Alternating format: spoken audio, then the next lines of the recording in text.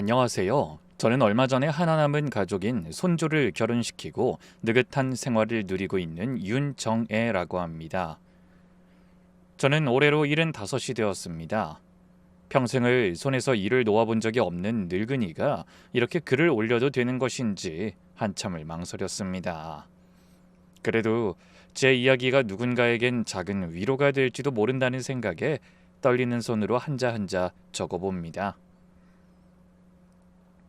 제게는 평생 남에게 보이기 싫어 꽁꽁 숨기고 살아온 것이 하나 있었습니다. 그게 무엇인지는 차차 말씀드리겠습니다. 다만 그 숨기고 싶었던 것 하나가 이른이 넘은 제 인생을 송두리째 바꿔놓을 줄은 정말 꿈에도 몰랐죠. 긴 세월을 건너 제게 무슨 일이 일어났는지를 이제부터 천천히 풀어놓으려 합니다. 부디 끝까지 들어주셨으면 합니다. 사연 없는 인생 없다고 하죠. 저는 참으로 견디기 힘든 일을 많이 겪었습니다. 그렇지만 그런 저에게도 즐거웠던 어린 날들이 있습니다. 언제나 찬란하고 그립고 사랑스러운 날들. 하지만 그런 나날들에도 어느 정도 그늘은 있었죠. 그 그늘은 언제나 제 목 뒤에 있는 큰 점 때문에 드리워지곤 했습니다. 주먹만 하고 색은 회색과 청색이 섞인 것처럼 얼룩덜룩한 점이었습니다. 어머니 말씀으로는 제가 세상에 나올 때부터 가지고 나온 몽고반점이라고 하셨습니다.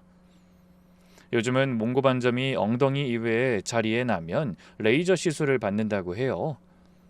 친구의 손자도 그렇게 레이저 시술 받았다고 들었지만 그때야 그런 기술이 없었잖아요. 생기면 생긴 대로 사는 게 유일한 방법이긴 했죠.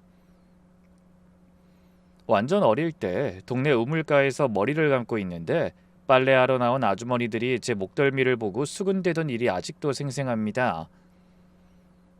저 집 딸내미 목에 있는 점 좀 봐. 저게 보통 점이 아니야. 아이고 저런 점은 박복할 상이라던데 시집 가서 고생 꽤나 하겠어. 시집은 무슨 저렇게 크고 우악스러운 점이 있는데 제대로 된 사람이라면 데려가겠소? 그땐 어려서 그 말이 무슨 뜻인지도 잘 몰랐습니다. 그저 어른들이 날 두고 안 좋은 이야기를 한다는 것만 어렴풋이 느껴져서 집에 돌아와 어머니 치마폭에 얼굴을 묻고 한참을 울었죠. 엄마, 내 목에 있는 점이 그렇게 나쁜 거야? 어머닌 제 목덜미를 가만히 쓸어주시면서 이렇게 말씀하셨습니다. 아이고 우리 정의 목에 있는 게 무슨 나쁜 점이라고. 이건 복점이야, 복점. 나중에 크게 될 사람한테만 생기는 귀한 점이란다. 그러니까 절대로 나쁘게 생각하지 마. 이 점이 클수록 복을 많이 받을 거야. 지금 와 생각하면 자식 마음 다치지 않게 하려던 어머니의 따뜻한 거짓말이었죠. 하지만 어린 제 마음에는 그 우물가 아주머니들의 말이 더 깊게 박혀버렸습니다.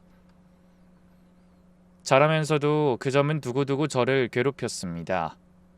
처녀적에 한 번은 동네에 중매가 들어왔는데 선을 보러 온 상대편 어머니가 제 목덜미를 유심히 보더니 대놓고 이런 말을 하더군요. 섹시 목 뒤에 있는 그거 점인가? 우리 집안은 그런 거 영 꺼려서 말이야. 아무래도 몸에 그런 흉이 있으면 좀 그렇지. 우리는 얼굴 드러낼 일도 많은데. 그 한마디에 얼굴이 화끈거려서 고개를 들 수가 없었습니다. 결국 그 혼담은 흐지부지 되고 말았죠. 제 잘못도 아닌 그저 타고난 점 하나 때문에 사람 취급을 제대로 못 받는 것 같아 그날 밤 이불을 뒤집어쓰고 얼마나 서럽게 울었는지 모릅니다. 그때부터였습니다. 저는 그 점을 사람들 눈에 띄지 않게 가리고 다니기로 마음먹었죠. 여름이든 겨울이든 목이 올라오는 옷을 입고 머리는 늘 길러서 목덜미를 덮었습니다. 외출할 때면 어김없이 스카프를 둘렀고요. 그렇게 세월이 흘러 제 나이 26에 늦은 결혼을 했습니다. 남편은 무뚝뚝해도 속정이 깊은 사람이었죠. 신혼 첫날 밤 남편이 제 목덜미의 점을 보고 뭐라 하면 어쩌나 가슴을 졸였는데 그이는 그저 빙긋 웃으며 이러더군요. 여기 점 있는 거 알고 있었어. 선볼 때 봤지. 근데 이게 뭐 어때서 그래? 아이, 사람이 점 하나로 사는 것도 아니고 난 당신 점 때문에 사랑한 거 아니야. 당신은 이 점이 흉하지 않아요? 아, 흉하긴 뭐가 흉해. 당신 거니까 다 예쁘지. 그러니까 집에선 숨기지 마. 그 말 한마디에 처음으로 이 점을 가지고도 사랑받을 수 있구나 싶어 가슴이 뭉클했습니다. 하지만 남편이 그렇게 말해준다고 해서 평생 굳어버린 제 습관이 하루아침에 사라지진 않더군요. 저는 그 뒤로도 변함없이 점을 가리고 살았습니다. 직업도 그랬습니다. 저는 젊어서부터 한복 짓는 일을 배워 동네에서 작은 한복집을 오래 했습니다. 한복이라는 게 본디 동정이 빳빳하게 목을 감싸주지 않습니까? 손님들 한복을 지으면서도 제 옷은 늘 목을 단정하게 가려주는 깃으로 지어 입었죠. 어찌 보면 그 점을 평생 가리고 살기에 한복 짓는 일만큼 알맞은 일도 없었습니다. 바느질을 하다 거울에 비친 제 목덜미를 보게 되는 날이면 저도 모르게 손을 들어 점을 가리곤 했습니다. 그렇게 저는 70이 넘도록 이 점을 세상에서 가장 부끄러운 것인 양 숨기고 살아왔습니다. 그런데 말입니다. 평생을 부끄러워하며 가리고 살았던 이 점이 어느 날 제 인생에서 가장 귀한 보물이 될 줄을 그때 저는 정말 몰랐죠. 사실 저한테는 아들이 하나 있었습니다. 늦게 본 귀한 외아들이었죠. 사실 제가 아기가 잘 들어서는 체질이 아니더라고요. 용하다는 곳 다 돌아다녀서 겨우 얻은 첫 번째이자 마지막 아들이었습니다. 남편도 저도 이 아들이 태어나고서는 얼마나 좋았는지 제게 냉랭했던 시부모님들도 아들을 보고는 이제야 대를 잇는다며 좋아하시며 많이 챙겨주셨죠. 아들의 이름은 성호. 어찌나 듬직하고 효성이 지극했는지 모릅니다. 제가 한복집에서 늦게까지 바느질을 하고 있으면 그 녀석이 가게 문을 빼꼼 열고 들어와 이러곤 했습니다. 아, 엄마 또 밤늦게까지 일해? 아, 눈 나빠진다고 그렇게 말해도. 이것만 마무리하면 돼. 우리 아들 저녁은 먹었어? 엄마랑 같이 먹으려고 안 먹고 왔지. 얼른 정리하고 가자. 그랬어? 아이, 고마워 우리 아들. 얼른 정리할게. 그런 아들이 착한 며느리를 만나 결혼을 하고 손주까지 안겨줬을 때 저는 세상을 다 가진 것 같았습니다. 손주 녀석 이름은 도연이라고 지었죠. 도연이가 막 걸음마를 떼고 할머니 소리를 옹알옹알 하기 시작하던 그 무렵이 제 인생에서 가장 행복했던 시절이었습니다. 그런데 이 행복이라는 게 그렇게 쉽게 허락되는 게 아니었나 봅니다. 도연이가 5살 되던 해 가을이었습니다. 아들 내외가 시댁 어른 칠순잔치에 다녀오겠다며 도연이를 제게 맡기고 길을 나섰죠. 도연이가 참을미를 심하게 해서 잠깐 다녀올 길에 아이까지 고생시킬 것 없다며 저한테 맡기고 둘이서만 간 것이었습니다. 저는 그날 같이 가지 못했습니다. 그때쯤에는 차를 탈 때마다 어지럽고 현기증이 났었거든요. 그래서 멀리 가진 못하고 손주를 봐주기로 한 거죠. 엄마, 도연이 잘 부탁해요. 내일 낮에는 올라올게요. 그래, 조심해서 다녀와라. 길 미끄러우니까 천천히 가고. 그게 제가 아들과 나눈 마지막 대화가 될 줄은 꿈에도 몰랐습니다. 그날 밤 빗길에 마주오던 화물차가 중앙선을 넘었다고 하더군요. 아들 내외는 그 자리에서 손 쓸 새도 없이 떠나버렸습니다. 경찰에게서 전화를 받았을 때 저는 손자를 안고 있었습니다. 잠든 손주를 품에 안은 채로 그 소식을 듣는데 다리에 힘이 풀려 그 자리에 주저앉아 버렸죠. 소리를 지를 수도 울 수도 없었습니다. 품에 안긴 손자가 깰까봐 그저 입을 틀어막고 어깨만 들썩였습니다. 장례를 치르는 내내 손자는 영문도 모른 채 제 손을 잡고 물었습니다. 할머니, 엄마 아빠는 언제 와? 멀리 갔어. 아주 먼 데로. 언제 와? 엄마 보고 싶은데. 제가 지그시 손주를 쳐다보자 손주가 아차하며 제게 말하더군요. 아, 엄마도 보고 싶은데 할머니는 더 좋다는 말 하려고 했어요. 5살짜리 그 작은 입에서 나오는 그 말에 저는 이 일을 어떻게 설명해야 할지 힘든 상황에 봉착했습니다. 아들 내외를 잃은 나도 이렇게 황망하고 가슴이 쓰라린데 저 작은 아이는 어쩌나 싶은 생각에 빈소 뒤편에 숨어서 입을 틀어막고 울었죠. 자식을 먼저 보낸 어미의 마음이 어떤 것인지 겪어보지 않은 사람은 모를 겁니다. 가슴이 그냥 뻥 뚫린 것 같았습니다. 그렇게 저는 5살짜리 손주 하나를 떠안게 되었습니다. 남편은 이미 몇 해 전에 먼저 보낸 터라 이 세상에 저와 손주와 단 둘만 남은 것이었죠.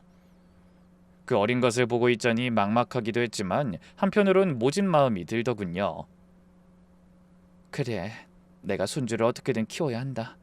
이 할미가 살아있는 난 손주는 절대 부모 없는 서름 안 받게 키울 거다. 그날 밤 잠든 손주의 얼굴을 들여다보며 전 그렇게 다짐했습니다. 그리고 그 다짐이 그 뒤로 제 인생을 버티게 한 단 하나의 이유가 됐죠. 그렇게 다짐은 했지만 손주를 키우는 일은 결코 쉽지 않았습니다. 이미 환갑을 훌쩍 넘긴 나이에 5살짜리를 다시 키운다는 게 이 몸으로 부딪혀보지 않으면 모릅니다. 새벽같이 일어나 도연히 밥을 차려 먹이고 유치원에 보낸 뒤 곧장 한복집으로 달려가 밤 늦도록 바느질을 했습니다. 손주 하나 제대로 키우려면 돈이 한두 푼 드는 게 아니었으니까요. 도연이가 학교에 들어가고부터는 더 정신이 없었습니다. 학용품에 책값에 또래들 다 다니는 학원도 보내야 했죠. 한복 짓는 일만으로는 모자라서 밤에는 삭바느질을 받아다 하고 낮에는 식당 일까지 나갔습니다. 제가 너무 늦을 때는 옆집에 사는 친구에게 부탁하기도 했고요. 손이 부르트고 허리가 끊어질 듯 아파도 도연이가 할머니 하고 부르며 달려와 안기면 그 모든 피로가 눈 녹듯 사라지더군요. 누굴 닮았는지 도연이는 참 속이 깊은 아이였습니다. 어느 날인가 학교에서 돌아온 녀석이 제 손을 가만히 잡더니 이러더군요. 할머니, 손이 왜 이렇게 거칠어? 아프지 않아? 안 아파. 할미 손은 원래 이래. 나 때문에 할머니가 이렇게 고생하는 거잖아. 나 빨리 커서 할머니 호강시켜줄 거야. 진짜야. 초등학교 4학년짜리가 그런 말을 하는데 전 그만 돌아서서 눈물을 훔쳤습니다. 부모 없이 자라면 삐뚤어지기 쉽다던데 우리 도연이는 어쩜 이렇게 반듯하게 커주는지 그저 고맙고 또 고마웠죠. 손자는 공부도 참 잘했습니다. 머리가 좋은 데다 어찌나 성실한지 한번 책상에 앉으면 밤을 새우기 일쑤였습니다. 제가 오히려 걱정이 되어 말릴 정도였죠. 도연아, 그만 좀 차거라. 몸 상한다.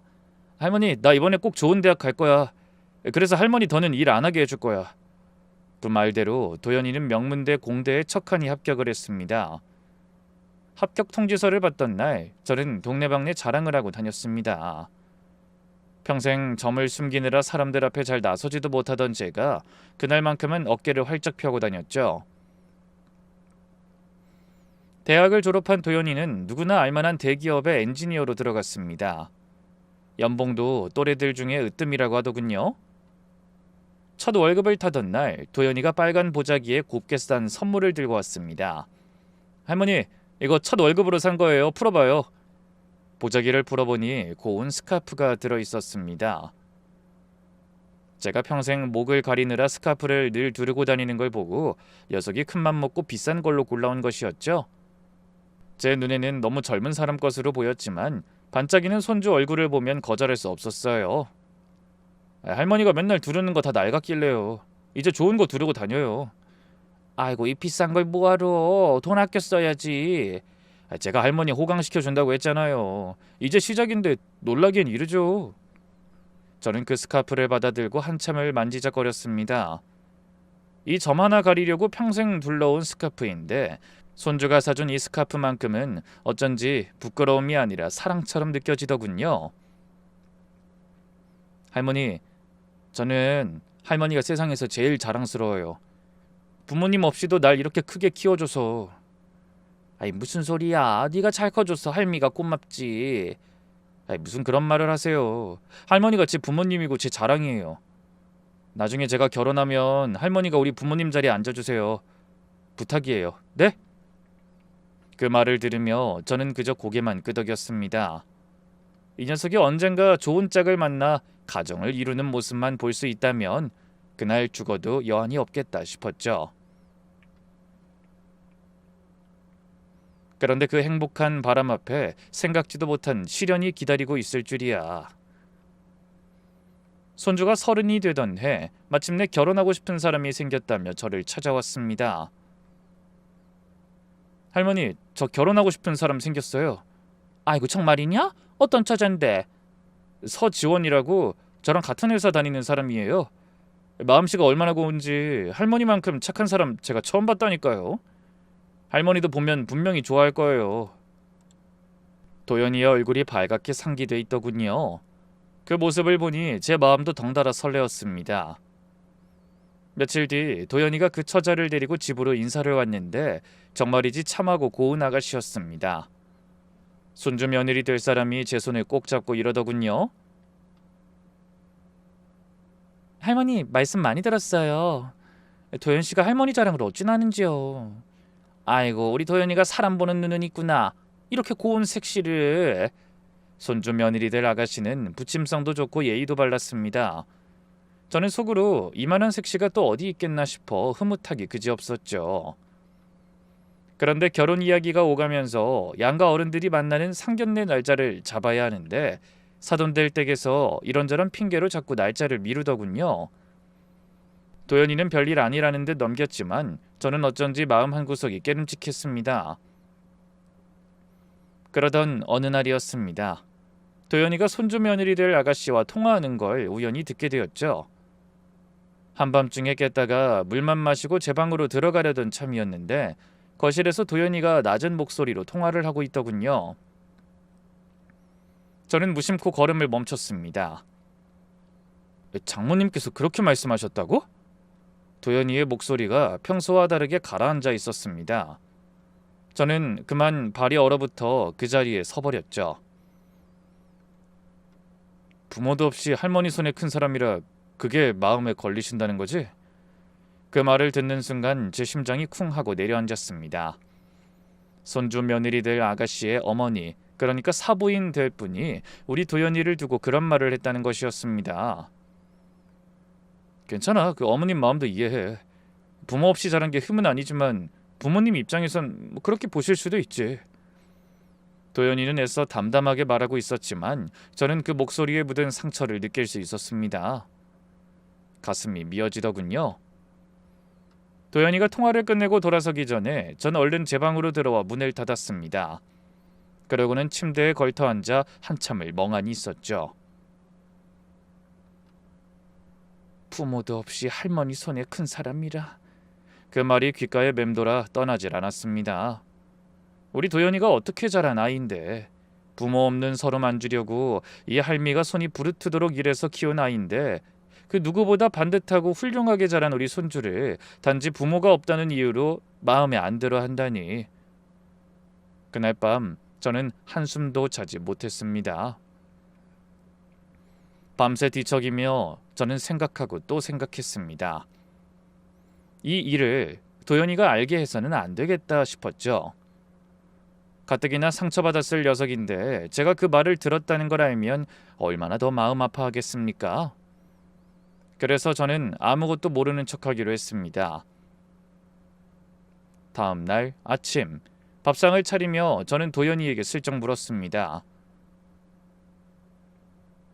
도연아, 상견례 날짜는 잡혔니? 네, 다음 주 토요일로 정해졌어요. 할머니도 그날 괜찮아요? 혹시 힘드시면 안 힘들어. 당연히 가야지. 네 부모 대신 이 할미가 가야 하지 않겠니? 그 말을 하면서 저는 속으로 단단히 마음을 먹었습니다. 사부인들 분이 우리 도연이를 마음에 들어하지 않는다면 제가 어떻게든 그 마음을 돌려놓아야겠다고요. 할머니, 근데 너무 부담 갖지 마세요. 그냥 편하게 인사만 나누는 자리니까. 부담 무슨? 우리 도연이 장가가는 자리인데 이 할미가 좋아서 그런다. 도연이가 걱정스러운 듯 웃으며 출근을 하고 난 뒤 저는 혼자나마 한복집으로 향했습니다. 바느질을 하면서도 머릿속은 온통 상견례 생각뿐이었죠. 그날 저녁 저는 오래된 반지꼬리를 열어 가장 곱게 아껴둔 옷감을 꺼냈습니다. 손주의 결혼이 성사되길 바라며 사부인과 사돈 그리고 손주 며느리를 위한 한복을 짓고 있었거든요. 이 정도 정성이라도 기울여야 결혼이 성사될 것 같았으니까요. 바느질을 하며 저는 마음을 다잡았습니다. 내 비록 부족한 할미지만 우리 도연이만큼은 누구한테도 꿀리지 않게 키웠다. 사부인이 무슨 말을 하든 내가 100번이고 고개를 숙여서라도 이 혼사 꼭 성사시킨마. 상견례를 하루 앞둔 밤, 저는 거울 앞에서 원피스를 입어봤습니다. 보통 상견례의 제일 무난한 복장이 단정한 원피스였으니까요. 그런데 늘 그렇듯 가장 먼저 신경 쓰이는 건 목덜미였습니다. 결국 원피스를 내려놓고 목깃 위로 올라오는 카라가 있는 셔츠와 치마를 골라 입었습니다. 카라가 목을 단정하게 감싸주어 점은 많이 보이지 않더군요. 그래도 혹시 몰라 고운 스카프를 하나 더 두르기로 했습니다. 도연이가 첫 월급으로 사준 그 스카프였죠. 그때 도연이가 제 방에 들어와 조심스레 말했습니다. 할머니, 내일 진짜 고마워요. 부모님이 안 계셔서 할머니가 그 자리 채워주는 거잖아요. 무슨 그런 말을. 할미가 네 부모지 누가 부모냐. 할머니, 그리고 혹시 내일 저쪽에서 좀 아쉬운 말 해도 너무 맘 상해하지 마요. 응? 손자도 다 알고 있었던 겁니다. 사부인들 뿐이 자기를 탐탁지 않아 한다는 걸요. 그러면서도 이 할미가 상처받을까봐 미리 마음을 다독여주는 것이었죠. 저는 그 마음이 너무 기특하고 또 짠해서 손자의 손을 꼭 잡고 말했습니다. 걱정 마라. 이 할미가 그렇게 호락호락한 사람이 아니다. 무슨 말을 들어도 끄떡없으니까 넌 그저 색시랑 행복할 생각만 하면 돼. 이 할머니도 손주 며느리가 참 마음에 들었거든. 꼭 둘이 결혼하게 해줄게. 고마워요, 할머니. 그래도 너무 무리하시진 마요. 할머니는 제 하나뿐인 가족이잖아요. 찡했습니다. 가슴이 아리더라고요. 가족이 하나뿐이라며 웃는 손자의 모습이 너무 애처로워 보였죠. 이제 너도 가족 생겨. 나 말고 다른 가족.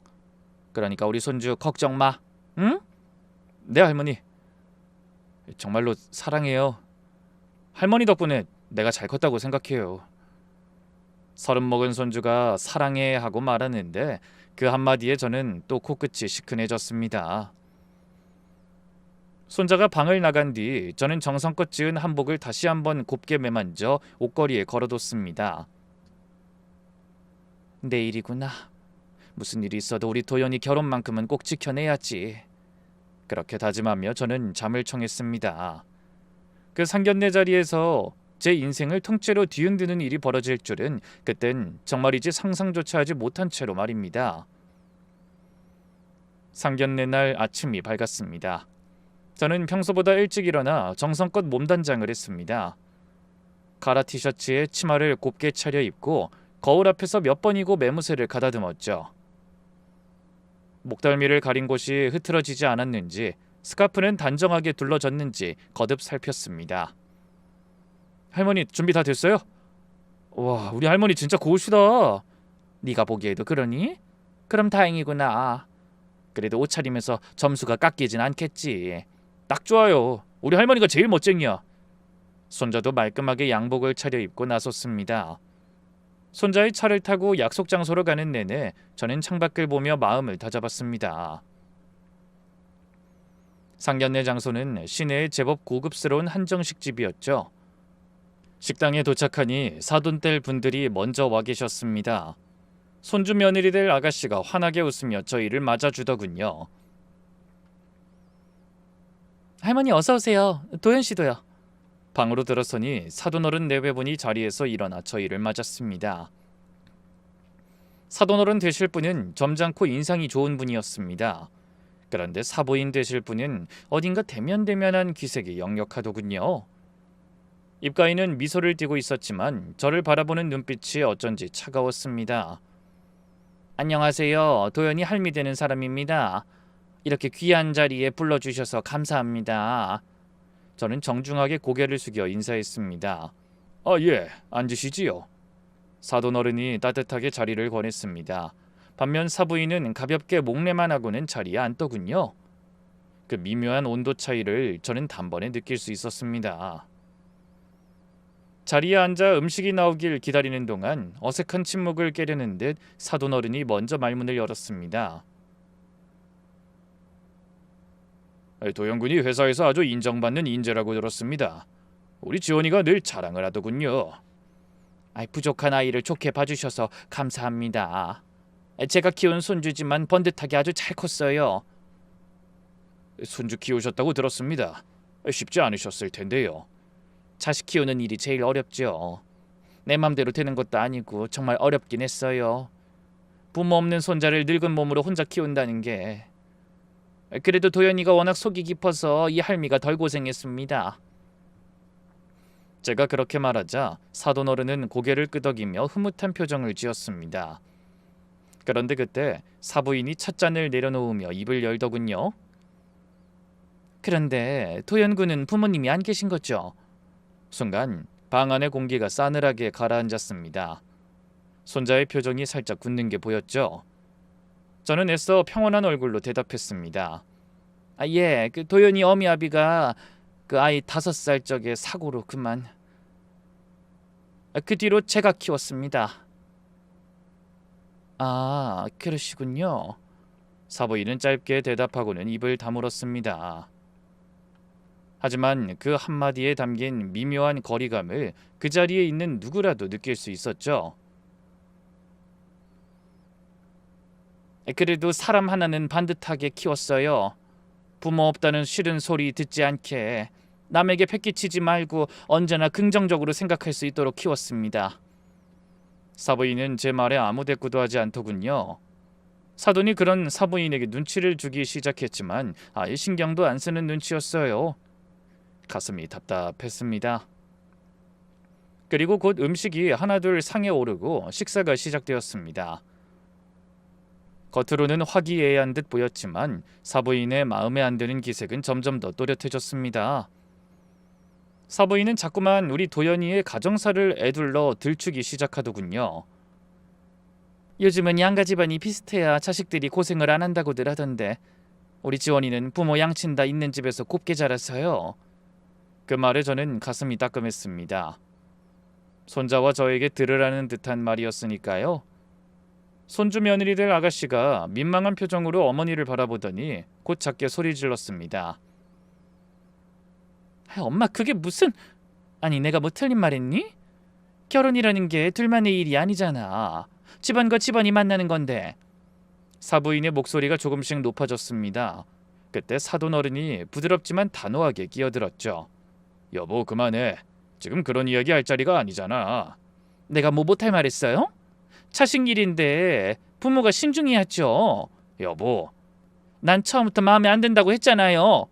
부모 없이 큰 사람이 어떻게 자기 자식을 사랑해 줄 수 있겠어요. 아무리 할머니가 사랑 듬뿍 줘서 키웠다 한들 그게 부모님의 빈자리를 채워줄 수 있는 건 아니잖아요.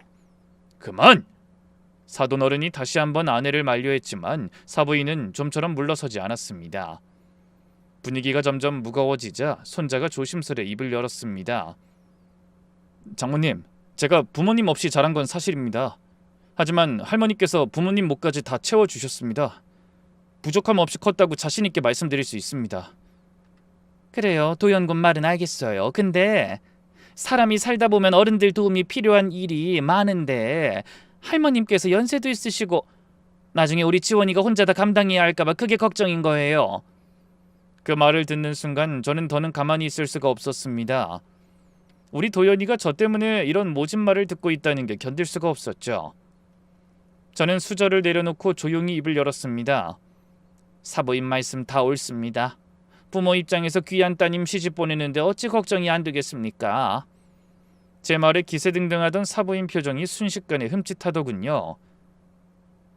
할머님, 제가 비록 늙고 부족한 사람이지만 우리 도연이 하나만큼은 누구한테도 손가락질 안 받게 키웠습니다.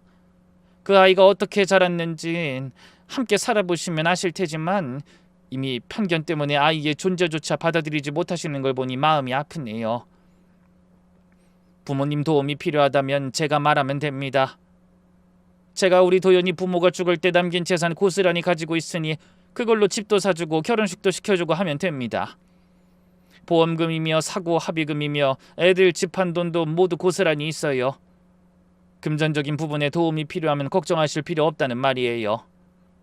제 말에 사부인은 잠시 말문이 막힌 듯 했습니다. 하지만 이내 표정을 굳히며 시선을 돌리더군요. 그 모습을 보며 전 깨달았습니다. 말로는 이 마음을 돌릴 수 없겠구나. 그렇다면 제가 할 수 있는 건 단 하나뿐이었죠. 저는 자리에서 천천히 일어났습니다. 할머니? 도연이가 놀라 저를 올려다봤습니다. 사돈어른 내외도 영문을 모르겠다는 표정으로 저를 바라봤죠. 전 그 자리에서 사돈 내외를 향해 깊이 허리를 숙였습니다. 사돈어른 사부인, 이 늙은이가 한 말씀 올리겠습니다. 아니 할머님 왜 이러십니까? 어서 앉으세요. 사돈어른이 당황하며 저를 일으키려 했지만 전 그대로 고개를 숙인 채 말을 이었습니다. 우리 도연이가 부모 없이 자란 거 그게 흠이라면 흠이겠죠. 하지만 그건 그 아이 잘못이 아닙니다. 부모를 일찍 여인 것도 그 아이한텐 평생의 한인데 그것 때문에 사랑하는 사람과 맺어지지 못한다면 이 할민 죽어서도 눈을 못 감을 겁니다. 할머니 그만하세요. 도연이의 목소리가 떨렸습니다. 하지만 저는 멈추지 않았습니다. 부족한 게 있다면 제가 다 채우겠습니다. 우리 도연이 절대 따님 고생시킬 아이 아닙니다. 부디 이 늙은이 얼굴을 봐서라도 두 아이 앞길 막지 말아 주십시오. 저는 손주 며느리가 마음에 쏙 들어요. 그러니 이렇게 부탁드립니다. 서로 좋아하는 아이들 일부러 떼어놓는 매정한 짓은 하지 말아주세요. 저는 더 깊이 고개를 숙였습니다. 평생 누구 앞에서도 이렇게 머리를 조아려 본 적이 없었지만 손주를 위해서라면 100번이고 1000번이고 숙일 수 있었죠. 그렇게 깊이 고개를 숙이는 순간이었습니다.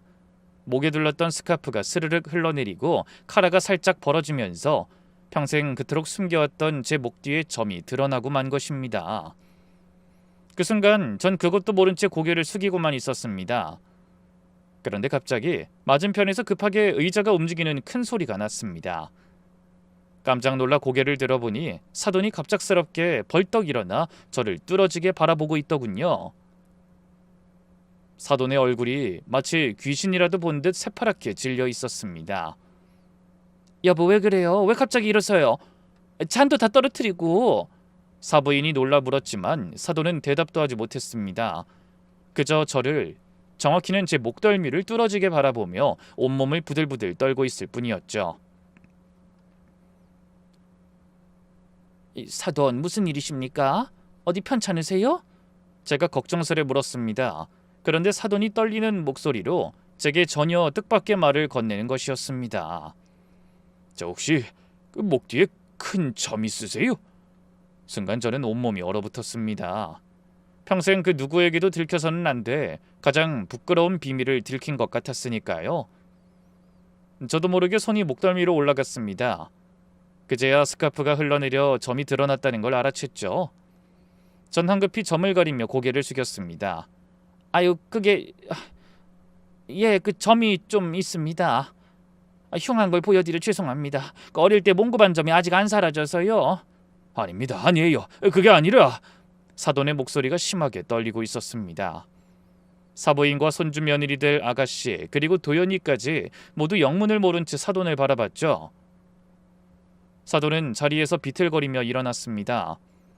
여보 정말 왜 이래요? 사람 놀라게. 여보 잠깐만 기다려봐. 사돈이 떨리는 손으로 이마를 짚었습니다.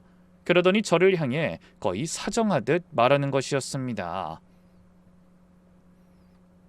어르신, 정말 죄송합니다만 그 점을 다시 한 번만 보여주실 수 있겠습니까? 예? 이 점을요? 저는 당황해서 어쩔 줄 몰랐습니다. 평생 가리고만 살아온 이 점을 보여달라니, 그것도 처음 보는 사돈 어른이 이렇게 간절하게 청하니 도무지 영문을 알 수가 없었죠. 장인어른, 왜 갑자기 점을 보여달라고 하시는 건지. 도연이가 제 옆에서 작게 속삭였습니다. 저 역시 어리둥절하긴 마찬가지였습니다. 하지만 사돈의 눈빛이 어찌나 간절하던지 차마 거절할 수가 없더군요. 그러지요. 별것도 아닌 점입니다만. 저는 떨리는 손으로 스카프를 풀고 카라를 살짝 들쳐 목덜미를 보였습니다. 평생 처음으로 남들 앞에서 제 손으로 그 점을 드러낸 순간이었습니다. 그 점을 본 사돈의 두 눈에서 갑자기 굵은 눈물이 뚝뚝 떨어지기 시작했습니다. 맞습니다. 그 점이 틀림없어요. 사돈은 그 자리에 털썩 주저앉더니 두 손으로 얼굴을 감싸고 어린아이처럼 흐느끼기 시작했습니다. 상견례장은 순식간에 아수라장이 되었죠. 여보, 정신 좀 차려봐요. 대체 왜 이러는 거예요? 아버지, 어디 편찮으세요? 사부인과 손주 며느리들 아가씨가 놀라 사돈을 부축했습니다. 저와 도연이는 그저 어안이 벙벙해서 그 광경을 바라볼 뿐이었죠. 한참을 흐느끼던 사돈이 눈물범벅이 된 얼굴을 들어 저를 바라봤습니다. 그러고는 떨리는 목소리로 믿을 수 없는 말을 하는 것이었습니다. 혹시 50년 전쯤에 불에 갇힌 아이를 구해주지 않으셨습니까? 저를 업고 나온 그 용감한 여성분의 목에 있던 점이 그 점이랑 너무나 똑같거든요. 위치도 생김새도. 순간 방 안에 있던 모두가 숨을 멈췄습니다. 저 역시 무슨 말인지 얼른 알아듣지 못했죠. 불 속에서요? 그게 무슨 말씀이신지. 제가 5살 때였습니다. 우리 집에 불이 났어요. 아직 불이 많이 번지진 않았는데 어린 마음에 저는 무서워서 방구석에 웅크리고 울고만 있었죠. 그때 어떤 여자분이 불 속으로 뛰어들어 저를 업고 나왔습니다. 그분 등에 업혀서 빠져나오는 동안 제 눈앞에 바로 그 점이 있었어요. 목 뒤에 그 큰 점이요.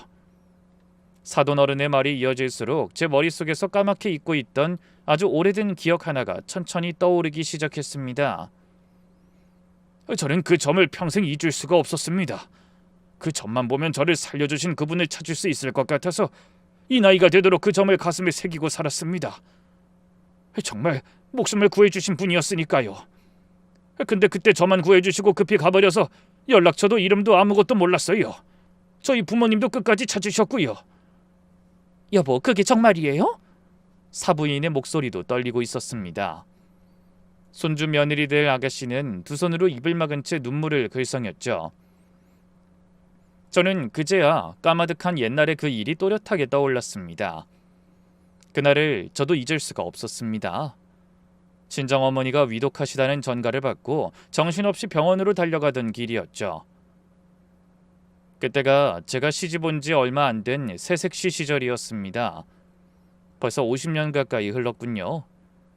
친정 동네에 갔다가 그만 그런 일을 겪었죠. 골목 어귀의 한 집에서 연기가 폴폴 나기 시작하더니 그 안에서 아이의 울음소리가 들려오던 그날 말입니다. 아이고 세상에. 저는 그만 다리에 힘이 풀려 그 자리에 주저앉고 말았습니다. 떨리는 손으로 입을 틀어막았죠. 그 불 속의 아이가 지금 제 앞에 앉아 눈물을 흘리고 있는 사돈이었다니. 그리고 그 아이가 우리 손주 며느리들 아가씨의 아버지였다니. 할머니 괜찮으세요? 도연이가 놀라 저를 부축했습니다. 사돈도 놀라 헐레벌떡 달려와 절 부축했습니다. 하지만 저는 두 사람의 손을 잡은 채 아무 말도 하지 못했습니다. 그저 몇십 년의 세월을 건너 다시 만난 그 아이를 눈물 어린 눈으로 바라볼 뿐이었죠. 상견례장은 온통 울음바다가 되었습니다. 손주 며느리들 아가씨가 떨리는 목소리로 말했습니다. 아빠, 그럼 아빠랑 할아버지께서 평생 찾던 그 은인이 도연씨 할머니시라는 거예요? 그래, 지원아, 틀림없다. 아빠가 그 점을 어떻게 잊겠니? 평생을 찾아 헤맨 분이야. 그 은혜를 갚으려고 얼마나 찾아다녔는데 이렇게 만나게 될 줄이야. 손주 며느리들 아가씨는 그만 두 손으로 얼굴을 감싸고 놀란 표정을 지었습니다. 자기 아버지가 어릴 적부터 입버릇처럼 말하던 그 은인이 사랑하는 사람의 할머니였다니. 그 아이도 이 기막힌 인연 앞에 말을 잇지 못했죠. 저는 떨리는 목소리로 그날의 이야기를 천천히 꺼내기 시작했습니다. 그날을 저도 잊을 수가 없습니다. 친정어머니가 위독하시다는 전가를 받고 정신없이 병원으로 달려가던 길이었죠. 방 안에 모두가 숨을 죽이고 제 이야기에 귀를 기울였습니다. 골목을 막 돌아 나오는데 한 집에서 연기가 풀풀 나고 있더군요. 그땐 그렇게 큰 불은 아니었습니다만 연기가 자욱했죠. 그냥 지나치려는데 그 안에서 아이 울음소리가 들리는 겁니다. 어찌나 서럽게 울던지. 그게 저였군요. 사돈 어른이 흐느끼며 말했습니다. 저는 고개를 끄덕였습니다. 발이 떨어지질 않더군요. 어머니가 돌아가실지도 모르는데 한시가 급한데도 그 울음소리를 그냥 두고 가면 평생 후회할 것 같았습니다. 그래서 저도 모르게 그 집으로 뛰어들었죠. 당시의 광경이 어제 일처럼 생생하게 떠올랐습니다. 매캐한 연기 속에서 방구석에 웅크려 울고 있던 작은 아이. 제가 손을 내밀어도 무서워서 나오려 하질 않았죠. 아이가 너무 무서워서 꼼짝을 못하더군요. 그래서 제가 이렇게 말했습니다. 아가, 무서워 말고 이 아줌마 등에 꼭 엎혀라. 절대 안 놓을 테니까. 그러고는 아이를 들쳐업고 이불을 하나 더 덮은 뒤에 불속을 빠져나왔죠. 기억나요. 그 말 제가 아직도 기억합니다. 사돈이 제 손을 붙잡더니 울면서 환하게 웃었습니다. 등에 엎여서 빠져나오는 동안 무서워서 그분 목덜미만 꽉 붙잡고 있었어요. 그때 제 눈앞에 그 점이 있었습니다.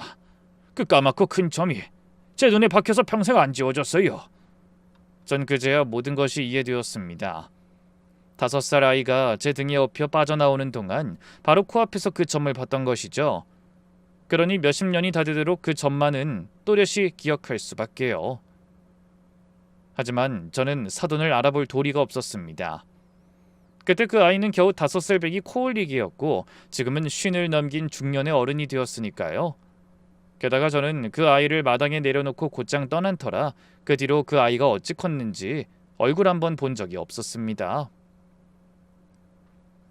아이를 마당에 내려놓고 전 곧장 다시 길을 나섰습니다. 어머니 병원으로 한시가 급했으니까요. 그래서 연락처나 이름을 남기지 못했어요. 그리고 그게 대단한 일도 아니고 누군가에게 대접받고자 한 일도 아니었으니까요. 그런 말씀을 저희가 얼마나 찾았는데요. 저희 아버진 집의 재산이라도 반뚝 잘라 드릴 거라고 말씀하셨어요. 제가 3대 독자의 어렵게 얻은 아들이어서 아버지가 저를 귀해하셨거든요. 평생 어르신을 은인이라고 꼭 은혜를 갚고 죽어야 한다고 말하셨거든요. 아버지가 오셨을 땐 그 집이 완전 폭삭 무너져 있었거든요. 그래서 더 그런 생각이 드셨던 것 같아요. 전 잠시 말을 멈췄습니다. 집이 폭삭 무너질 정도로 불이 났다고요? 예. 어르신이 골목을 빠져나가자마자 그 집이 그만 폭삭 주저앉았습니다. 불길이 집 전체를 집어삼키더군요. 조금만 늦었어도 우리 둘 다 그 안에서 못 나왔을 겁니다. 그 말에 사부인이 손으로 입을 막고 작게 비명을 질렀습니다.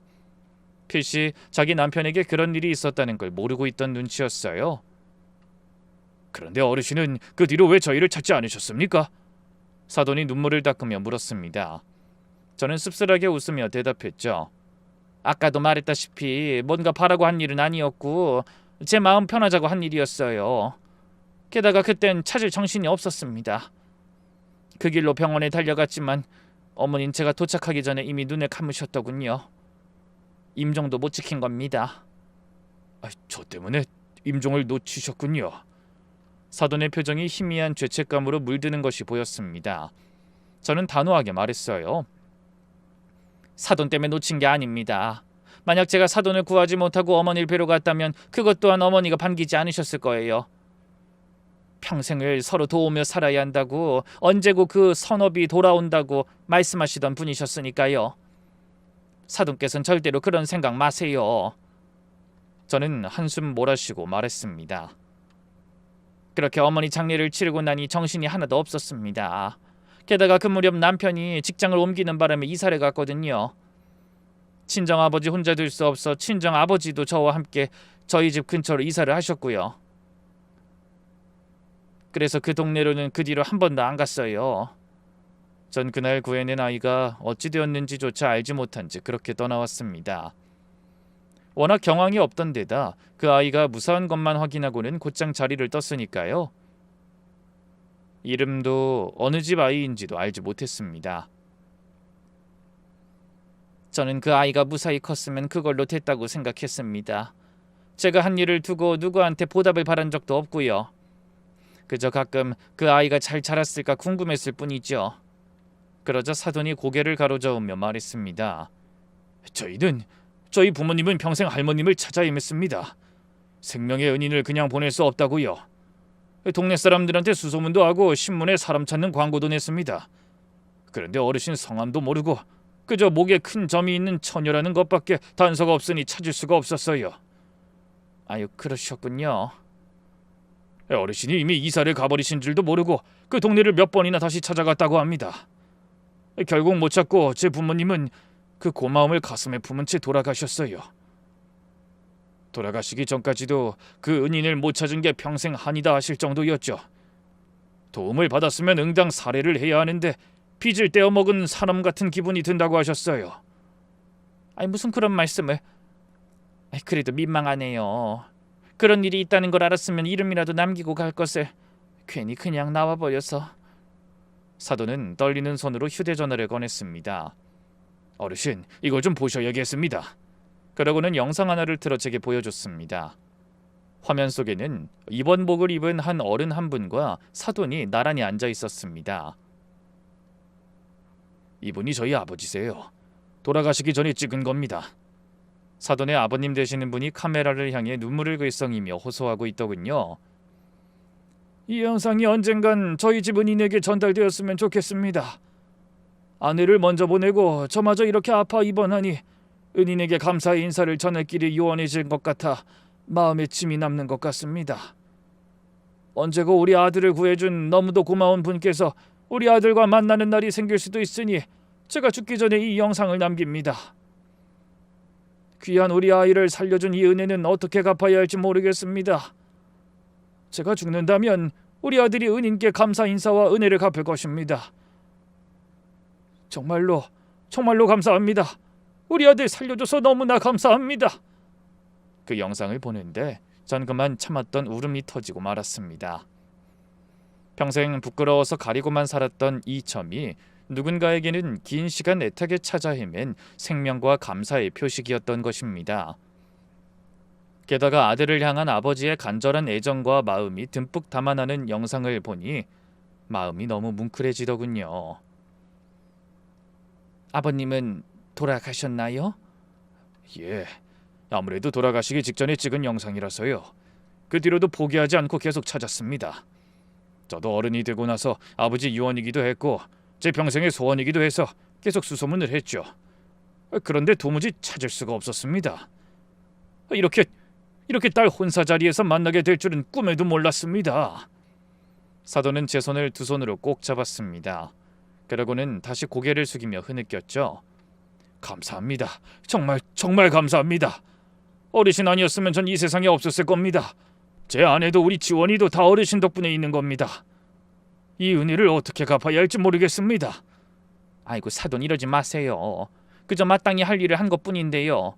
아닙니다. 마땅히 할 일이 아니었어요. 그 누구도 자기 어머니 임종이 급한 와중에 모르는 아이를 구하겠다고 불속에 뛰어들진 않습니다. 어르신은 제 생명의 은인이십니다. 저는 사돈의 손을 마주잡고 한참을 함께 울었습니다. 50년이라는 긴 세월을 건너온 눈물이었죠. 그동안 우리 도연이를 못마땅히 하던 사부인은 그 광경을 지켜보며 어쩔 줄을 몰라 했습니다. 한참을 눈물을 훔치던 사부인이 갑자기 자리에서 일어나 제게 다가오더군요. 그러고는 제 손을 덥석 잡는 것이었습니다. 어르신, 제가 정말 큰 실수를 했습니다. 사부인, 갑자기 무슨... 제가 그동안 도연군을 두고 마음에 안 든다니, 부모가 없다느니 그런 모진 말을 했어요. 그게 다 제 좁은 소견과 편견 때문이었습니다. 그런데 그 어르신이 바로 제 남편 목숨을 구해주신 분이라니, 이런 인연이 세상에 어디 있습니까? 사부인의 눈에서도 눈물이 흘러내렸습니다. 제가 사람을 겉만 보고 함부로 판단했어요. 부모 없이 자랐다는 것만 보고 정작 그 어르신이 어떤 분인지는 보지도 않고요. 부끄럽습니다. 정말 부끄러워요. 아이고, 그런 말씀 마세요. 귀한 따님 시집 보내는데 부모로서 신중하신 게 무슨 잘못입니까? 전 괜찮습니다. 괜찮아요. 아니에요. 어르신 같은 분 손에서 자란 도연군이라면 그 사람됨이 어떨진 보나만 하죠.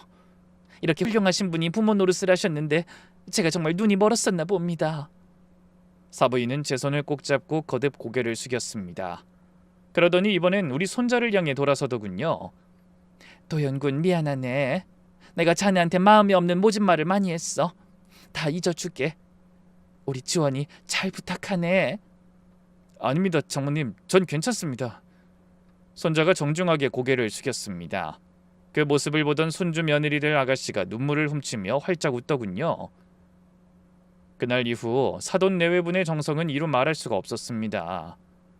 사돈은 두 아이의 결혼 준비를 손수 다 챙기셨죠.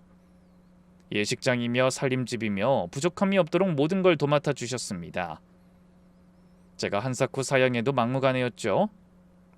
어르신, 이건 제가 어르신께 갚아야 할 은혜에 비하면 아무것도 아닙니다. 부디 받아주십시오. 이렇게라도 하지 않으면 제 마음이 편치가 않아요. 사부인도 마찬가지였습니다.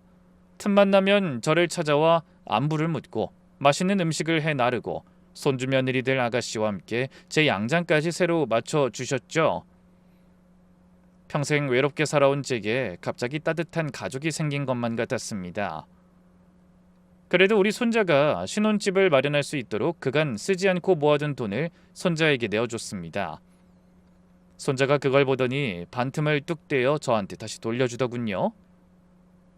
사실 장인어른이 벌써 신혼집 비용이라고 절반 정도 주셨어요. 할머니가 한사코 돈을 거절하시니 이렇게 도와주시려는 모양이에요. 손자가 싱긋 웃더니 그렇게 말하더군요. 아휴, 굳이 이렇게 안 해주셔도 되는데. 그래도 기뻤습니다. 남은 돈은 놔뒀다 저 죽으면 손주에게 물려주면 될 일이니까요. 그리고 할머니가 준비해주신 한복도 처가에서 너무 마음에 드신다고 하세요. 할머니 솜씨 좋으시다고. 우리 손자는 그런 저를 어딘가 초롱초롱한 눈빛으로 바라보며 이렇게 말하더군요. 할머니, 전 할머니가 그냥 세상에서 제일 좋은 우리 할머니인 줄만 알았어요. 그런데 장인어른 목숨까지 구한 영웅이었을 줄이야. 전 진짜 할머니가 자랑스러워요. 존경합니다, 할머니. 제가 결혼하고 나서도 효도할게요. 이 녀석 별소리를 다 한다. 할미는 그저 네가 잘 자라준 게 제일 자랑스럽다. 아니에요. 할머니가 그때 그 아이를 구했으니까 그 아이가 자라서 지원이 아버지가 되고 그래서 지원이가 태어나고 그래서 내가 지원이를 만난 거잖아요. 이게 다 할머니 덕분이죠. 이런 게 진짜 운명인가 봐. 그 말을 들으니 정말 그렇더군요. 50년 전 제가 무심코 뛰어든 그 불길이 돌고 돌아 우리 손주의 인연으로 이어진 것이었습니다. 마침내 두 아이의 결혼식 날이 밝았습니다. 식장은 사돈 내외분의 정성으로 어디 하나 흠잡을 데 없이 꾸며졌습니다. 사실 그날 아침 거울 앞에 선 저는 평소처럼 스카프를 집어들었습니다. 목덜미에 점을 가리려는 것이었죠. 그런데 문득 그 스카프를 다시 내려놓습니다. 평생 부끄러워서 숨기고만 살았던 이 점이 이제는 더 이상 부끄럽지 않았으니까요. 이 점은 한 생명을 살린 표식이었고 그 긴 세월을 건너 두 가족을 하나로 맺어준 인연의 증표였습니다. 저는 스카프를 두르지 않은 채 그대로 식장에 들어섰습니다. 처음으로 목덜미를 활짝 드러낸 채로요. 사돈 내외분이 저를 찾으시곤 아주 반가워하며 달려오듯 하셨습니다. 사부인이 입은 한복은 제가 맞춰드린 것이었는데 너무 잘 어울렸습니다. 어르신, 한복 너무 감사드려요. 이렇게 매번 받기만 해서 어떡하죠? 아닙니다. 이 결혼이 저에게도 참 중요한 것이고 제가 하고 싶어서 한 거예요. 마음에 드셨다면 다행이죠. 사부인과 사돈은 제 손을 꼭 잡으며 말했습니다. 은인께서 저희 집안과 연을 맺었으니 든든합니다. 두 아이들도 잘 살 겁니다. 식이 진행되는 내내 사돈은 저를 상석에 모시고 극진히 챙겨주셨습니다. 하객들에게 저를 소개할 때면 늘 이렇게 말씀하셨죠. 이분이 제가 5살 적에 불 속에서 제 목숨을 구해주신 은인이십니다. 그리고 이제 우리 사돈이 되셨지요. 세상에 이런 인연이 또 있겠습니까? 정말로 우리 딸이 시집을 잘 갔어요. 너무 감사한 분 집에 들어가게 됐으니. 그 말을 들을 때마다 저는 목덜미의 점이 더 이상 부끄럽지 않았습니다. 오히려 자랑스러웠죠. 식이 끝나고 두 아이가 행복하게 웃으며 행진하는 모습을 바라보며 저는 가만히 하늘을 올려다보았습니다. 먼저 떠난 우리 아들 내외에게 마음속으로 이렇게 말했죠. 얘들아, 너희 아들 이렇게 잘 컸다. 좋은 색시 만나서 장가도 잘 갔어. 이 어미가 너희 목까지 다 키웠으니 이제 너희도 마음 놓아라. 평생 가리고 살았던 점 하나가 제 인생의 가장 큰 선물이 되어 돌아왔습니다. 70이 넘은 나이에 이런 기적 같은 일을 겪게 될 줄 정말이지 꿈에도 몰랐죠. 평생 부끄러워 감추던 목 뒤의 점 하나가 50년 전 제가 불 속에서 구한 아이의 기억 속에 남아 돌고 돌아 손주의 인연으로 다시 이어졌습니다. 반대하던 사부인도 마음을 열었고 저는 외롭던 노년에 따뜻한 가족을 얻었죠. 작은 선행 하나가 세월을 건너 어떻게 돌아오는지, 그리고 부끄럽다 여긴 것이 때로는 가장 귀한 보물일 수 있음을 깨달았습니다. 베푼 정은 결코 사라지지 않고 반드시 돌아온다는 것을요.